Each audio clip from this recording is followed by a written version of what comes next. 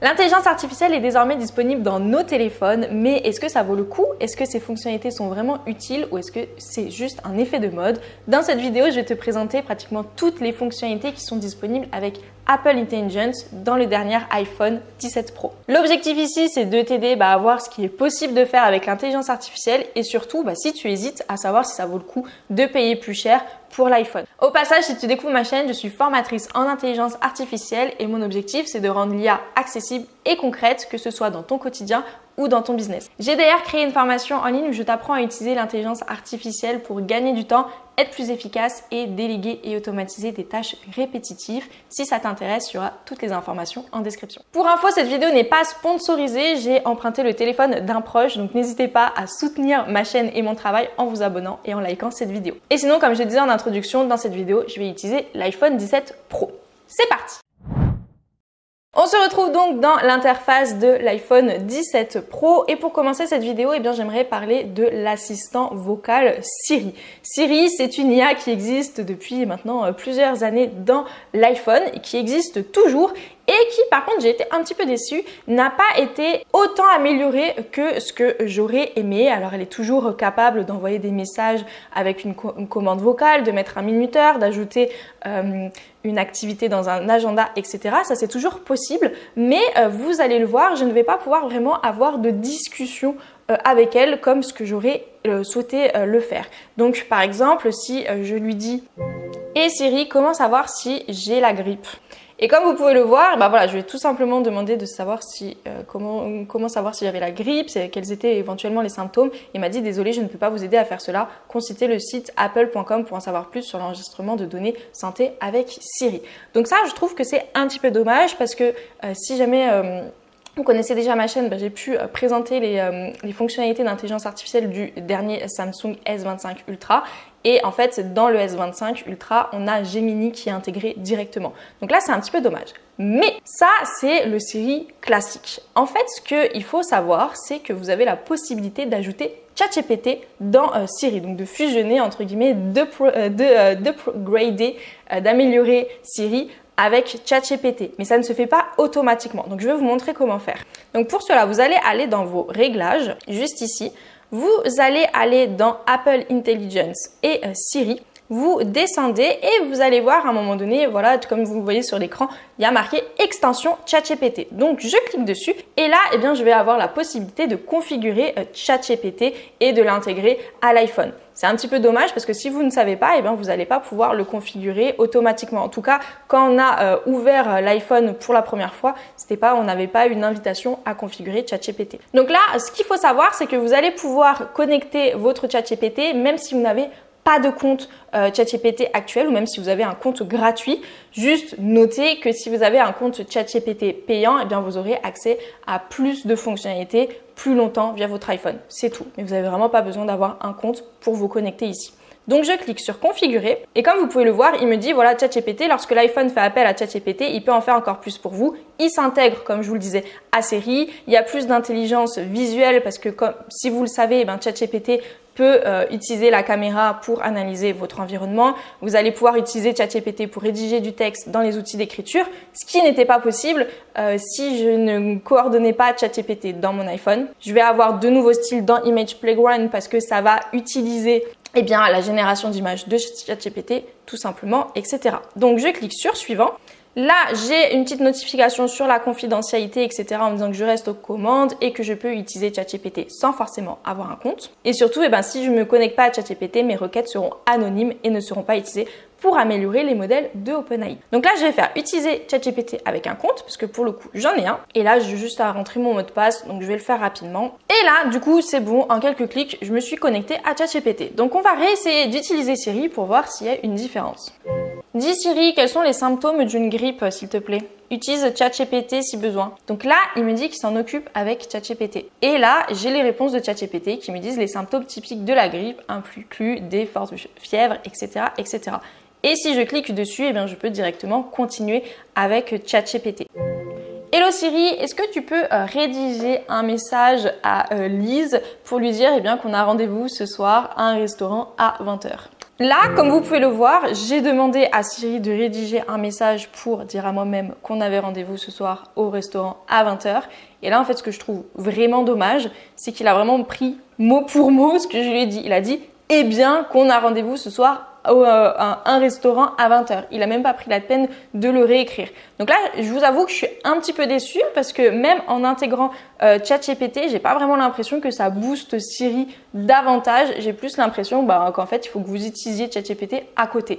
Donc, on va ouvrir notamment ChatGPT et on va voir si depuis l'interface ChatGPT, je vais pouvoir réaliser des actions dans mon téléphone. Donc là, j'annule.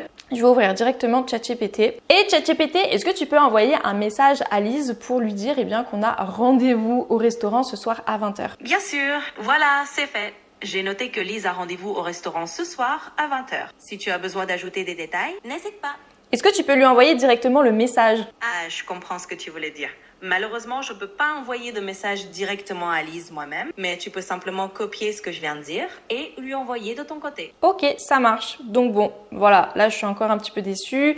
Je lui ai demandé d'écrire un message, surtout qu'en plus quand on regarde dans la conversation, je pense qu'il y a eu un bug parce qu'il me dit voilà c'est fait alors qu'il m'a pas rédigé le message même dans la conversation et il n'a pas pu me l'envoyer directement par message. Donc ça en fait, soit j'ai loupé quelque chose, soit c'est un petit peu décevant de la part d'Apple. Comme vous le savez, je suis pas payée pour faire ça, c'est pas une vidéo sponsorisée, donc je vais vraiment être honnête sur les fonctionnalités. Et là, vraiment, je suis déçue. En tout cas, moi qui ai le Samsung S25 Ultra à côté, vraiment qui intègre Gemini pour le coup sans manipulation, je vois vraiment la différence. Ensuite, on va passer aux photos parce que Apple a intégré également un outil d'intelligence artificielle qui permet de supprimer notamment des personnes sur la plage en arrière-plan, comme c'est le cas ici. Donc, je vais vous montrer comment faire et on va voir surtout ce que ça donne.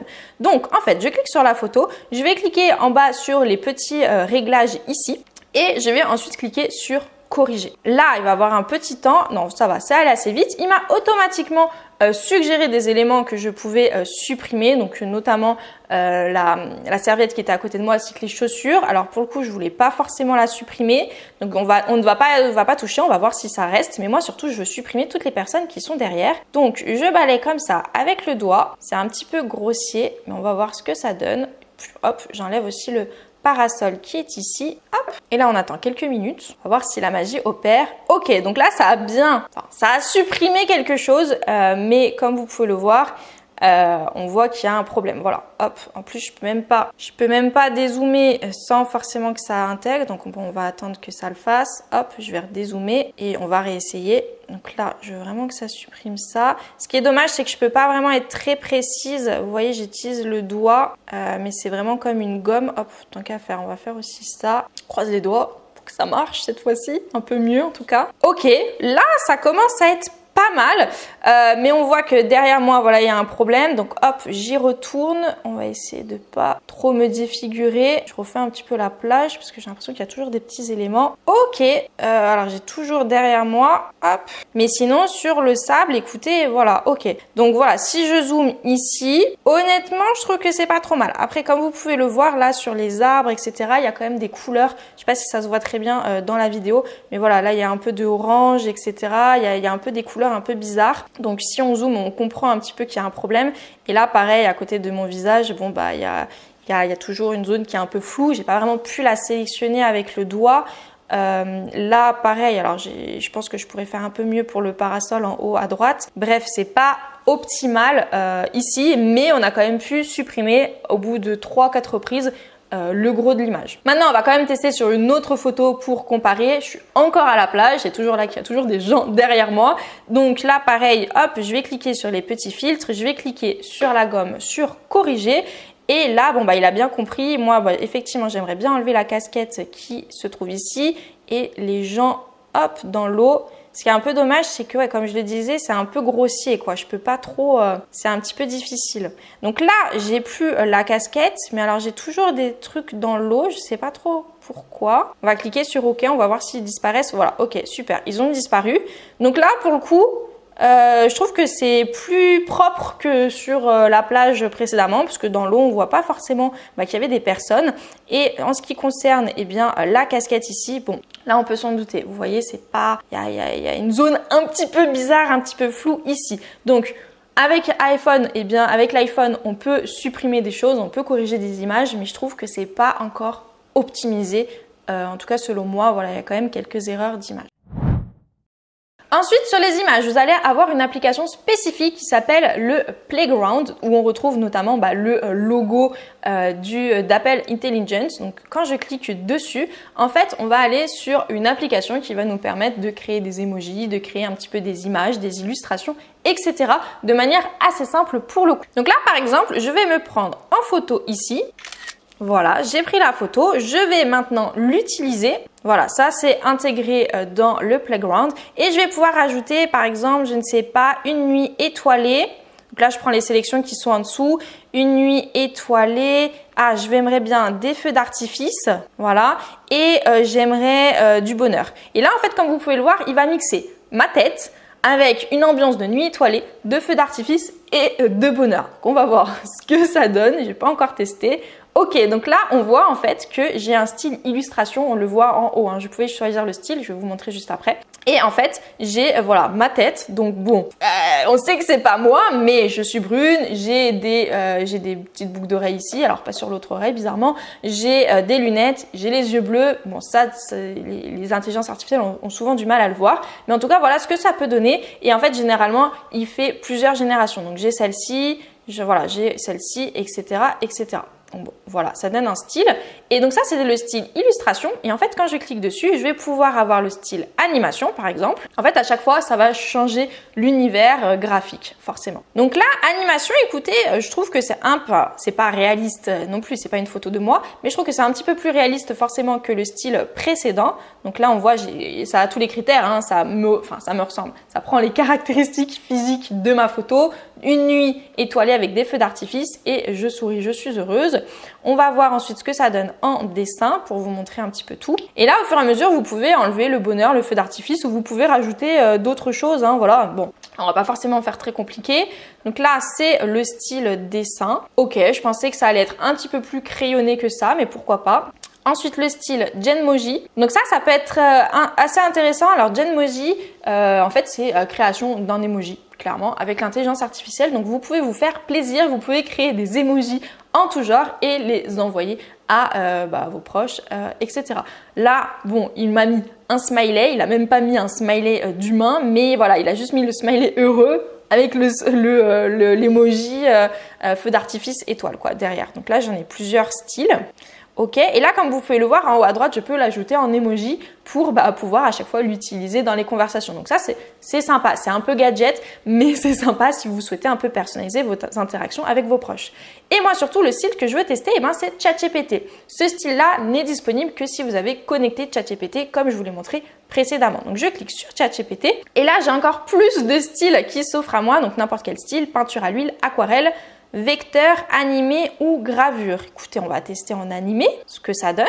Transformer en ninja. Ça met un peu plus de temps que précédemment quand même. Et alors, ce que je vous ai pas montré en attendant, c'est que bien évidemment, là, j'ai choisi des suggestions. Donc, le bonheur, le feu d'artifice, la nuit étoilée. Alors, je vois plus ma tête d'ailleurs. Il a peut-être supprimé ma tête. Il faudrait que je le rajoute. Mais juste en dessous, vous avez une barre de chat où vous allez pouvoir décrire votre image un petit peu plus précisément, ou voilà, avec des éléments que vous n'allez pas forcément trouver en suggestion si vous en avez l'envie. Donc là, on va juste attendre que ChatGPT génère enfin son image. Ok, donc là, ça vient d'être fait. Donc on a une femme, les cheveux bruns, les yeux bleus pour le coup, qui est heureuse avec des feux d'artifice, etc. Donc là, ça représente quand même bien l'idée générale qu'on souhaitait.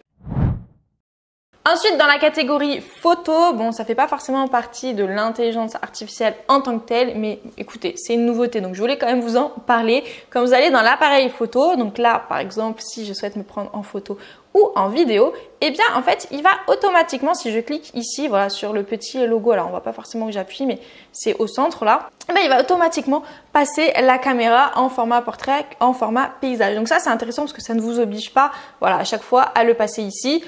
Hop, voilà, je peux en un clic le passer en format paysage ou en format portrait. Et alors là, bon, bien évidemment, je suis toute seule pour tourner cette vidéo, mais si vous êtes plusieurs, eh bien, il va identifier, donc c'est ça notamment où il y a de l'IA, il va identifier les autres visages, les autres têtes qui sont à côté de vous et il va automatiquement je peux pas le faire, mais il va automatiquement se mettre en format paysage parce que s'il y a des personnes, pouf, pouf, pouf, il va en fait toutes les prendre en photo. Donc ça, c'est assez utile quand vous voulez prendre un selfie à plusieurs. L'intelligence artificielle se retrouve également dans l'application de notes où je vais pouvoir dessiner des éléments qui vont prendre vie. Ça s'appelle notamment, il me semble, la fonctionnalité Image Wand. Donc la baguette magique, la baguette d'image. Donc pour ça, c'est très simple. Vous allez dans vos notes et vous allez cliquer sur le logo de dessin juste ici. Et là, par exemple, je vais dessiner quelque chose de très simple. Je vais dessiner, hop, une petite fleur jaune. Et là, en fait, dans vos outils de création juste en bas, vous allez avoir, alors ça se voit pas très bien, une sorte de baguette magique tout en bas à droite, donc juste ici. Et en fait, ce que ça permet de faire, c'est que si par exemple je sélectionne ma fleur, eh bien, il va me dire, ok, bon, je prends en compte ce dessin, décrivez-le moi. Donc là, bon, je dis que c'est une fleur, par exemple. Je valide. Et là, en fait, ce qu'il va faire, ça ressemble un petit peu à l'image playground qu'on a vu précédemment. On a cette bulle, on a le dessin que j'ai dessiné juste autour de la bulle et j'ai l'instruction une fleur et il va mélanger les deux pour générer une fleur en image. Donc là, pareil, je peux décider des styles graphiques entre animation, illustration et dessin. Par contre, j'ai pas de Genmoji et j'ai pas de ChatGPT ici, ce qui est un peu dommage. Donc finalement, en fait, si vous voulez dessiner, faites-le directement dans Image Playground. Mais vous pouvez le faire directement dans vos notes. Ça l'enregistre ici. Et après, comme vous pouvez le voir, voilà, je peux bouger un petit peu l'image. Et si par exemple, je clique sur le logo d'intelligence artificielle, je peux remodifier en fait le dessin que j'ai déjà généré. Donc là, pas forcément besoin. Ça, honnêtement, je trouve que c'est gadget. Mais si jamais vous aimez bien faire des images dans vos notes, sachez que vous pouvez le faire. Ensuite, l'intelligence artificielle va également vous aider à rédiger du texte. Donc là, je suis toujours dans mes notes et en fait, ce que je vais faire, c'est tout simplement cliquer sur le logo d'intelligence artificielle juste en bas ici. Et comme vous pouvez le voir, ça m'ouvre des outils d'écriture. Donc je peux décrire ce que je souhaite rédiger, modifier si j'avais déjà un texte. J'ai une option de relecture, de réécriture et j'ai également plusieurs styles de rédaction, donc informel, professionnel, concis, etc. Là, ce qui est dommage, c'est qu'en fait, j'en ai que 3 et que je peux pas vraiment en sélectionner d'autres si je le voulais. Et ce qui est intéressant aussi, avec mon texte, je vais pouvoir créer un résumé, synthétiser mon texte en quelques points clés, créer une liste ou encore transformer mon texte en tableau. Donc là, je vais tout simplement tester rédiger. Donc là, en fait, rédiger, c'est automatiquement avec ChatGPT. Donc vraiment, en fait, si vous n'avez pas connecté ChatGPT à votre iPhone, vous allez être assez limité. Donc vraiment, je vous conseille de le connecter. Donc là, par exemple, rédige un email professionnel pour vendre cette fleur. Voilà. Je ne vais pas aller chercher très loin. Donc là, il me dit ChatGPT requiert des informations supplémentaires comme le nom de la fleur, le destinataire de l'email, le prix ou l'offre et vos coordonnées. Alors, je vais mettre la fleur Marguerite. Destinataire, on va mettre moi. La fleur, elle va coûter très cher, 500 € la fleur. Et mes coordonnées, je ne sais pas trop ce qu'il entend par là, on va mettre une autre adresse email. Je mets à jour et là, ChatGPT serait en mesure de rédiger. Alors, il me dit rédaction impossible, certaines fonctionnalités ne sont pas disponibles pour le moment. Ok. Alors, c'est bizarre parce que j'ai quand même la rédaction juste au-dessus. Donc, bref, on va s'arrêter, on va garder le texte. Donc, du coup, voici le texte qui m'a généré. Offre exclusive de Marguerite à 500 €. Bonjour, je me permets de vous contacter pour vous proposer notre magnifique fleur, etc., etc. Je vous laisse mettre pause si vous souhaitez lire l'ensemble. Et là, donc, juste par exemple, je vais recliquer sur l'outil d'Apple Intelligence. Je vais cliquer sur, point clé. Et là, donc, il m'a re-rédigé mon texte sous forme de point clé. Et soit je peux le remplacer, soit sinon, si je clique ici, il ne s'est rien passé. Donc en fait, c'est soit je le remplace, soit il se passe rien. Voilà. Et maintenant, j'aimerais tester ces outils d'écriture dans des outils notamment de messagerie. Donc par exemple, si je vais dans WhatsApp, et donc là, admettons que je veuille m'écrire un message à moi-même. Hello, comment tu vas? Eh bien ici, j'ai beau chercher, c'est dommage. Si je clique sur le plus, je ne l'ai pas. En fait, j'ai pas le logo d'intelligence artificielle. Et par contre, si je clique sur les emojis, je vais pouvoir créer mon Genmoji. Donc là, je retrouve l'intelligence artificielle sur les emojis. Comme je vous le disais, vous pouvez créer vos emojis. Donc ça c'est cool, c'est gadget, mais c'est cool. Mais par contre, j'ai pas d'aide à l'écriture dans les messages. Alors on va tester dans une autre messagerie. Et alors là, si par exemple je clique sur Hello et que je cherche, donc là j'ai toujours les Genmoji, j'ai les plus ici, donc avec Genmoji, Mesh Playground, etc. Et en fait, je vais avoir uniquement les outils de rédaction si je sélectionne le texte, que je clique sur la petite flèche et enfin j'ai outils d'écriture. Donc c'est pas forcément l'endroit le plus simple à trouver, on va dire, mais bon, il est là. Donc je vais cliquer sur outils d'écriture et là j'ai accès à mes outils d'écriture comme vu précédemment. Mais par contre, comme vous pouvez le voir, c'est pas disponible sur WhatsApp, c'est uniquement disponible, en tout cas là actuellement, par message. Possibilité de traduire l'appel en temps réel. Donc c'est ce que je vais vous montrer ici. Et donc là, pour tester, donc je vais appeler quelqu'un. Et là, comme vous pouvez le voir, j'ai les 3 petits points les plus et je vais pouvoir utiliser la traduction en direct. Donc c'est ce que je sélectionne ici. Je vous conseille de le faire un petit peu avant parce que il faut qu'il télécharge en fait les langages en amont. Donc là, je dis que c'est l'anglais vers le français. Donc je dis commencer la traduction. Et là, alors on l'a pas forcément entendu, mais normalement mon interlocuteur est en train et a bien entendu que l'appel était traduit. Hello Christopher, est-ce que tu peux me confirmer que tu as reçu un message disant que l'appel était traduit? Hello Christopher, can you confirm that you received a message saying that the call was translated? Yes, no problem. I have heard the message. Oui, pas de problème. And I have the traduction just after. Ok, parfait. Et là, en fait, ce que je vais vous montrer, c'est que... J'ai entendu le message en anglais, et j'ai la traduction juste après, je pense que vous parlez en français. J'ai une traduction en anglais. Ok, donc là, en fait, il vient juste de parler en français et je viens d'avoir la traduction... Enfin, il vient juste de parler en anglais, pardon, et je viens d'avoir la traduction en français ici vocalement et aussi, comme vous pouvez le voir, en termes de messagerie. Donc, c'est pas forcément ultra fluide parce qu'il faut que j'attende qu'il ait fini de parler, que j'attende ensuite la traduction. Donc, Christopher, est-ce que tu pourrais simplement te présenter un petit peu en anglais pour qu'on teste encore un petit peu plus la fonctionnalité? So it's not necessarily ultra fluid because I have to wait until he has finished speaking that I then wait for the translation. Okay. I haven't heard your question. Ok, je te demandais Je n'ai pas simplement. entendu ta question. Je te demandais simplement de te présenter. I was just asking you to introduce yourself. So yeah, no problem. My name is Christopher Morfa. Alors oui, pas de problème. Je m'appelle Christopher Morfa. City near a city. Ville, près d'une ville, j'y habite. J'ai 29 ans. L'année prochaine aura 30 ans. Ok, c'est bon, je pense qu'on va pouvoir arrêter l'appel. Du coup, comme vous avez pu le voir, en fait, dès qu'il parle, j'entends une traduction en même temps. Donc, c'est un petit peu confusant parce que pour le coup, moi, je comprends l'anglais et le français. Donc, du coup, j'entends un petit peu deux langues que je comprends en même temps. Mais si vous ne parlez pas du tout la langue de votre interlocuteur, je pense que c'est quand même assez bien traduit parce que c'est vraiment traduit pratiquement en live. Par contre, l'inconvénient, c'est que j'entends en fait un petit peu sa voix en dessous. Et j'entends la traduction en même temps. Et là, pareil, pendant que je parle, je parle moi, mais j'entends la traduction en même temps, donc c'est un petit peu confusant. Donc là, je vais juste arrêter, je vais raccrocher. Merci Christopher pour avoir fait ce test avec moi. Et comme vous avez pu également le voir, en fait, ce qui est pas mal, c'est que donc il y a la traduction audio, mais il y a également la traduction en live par messagerie.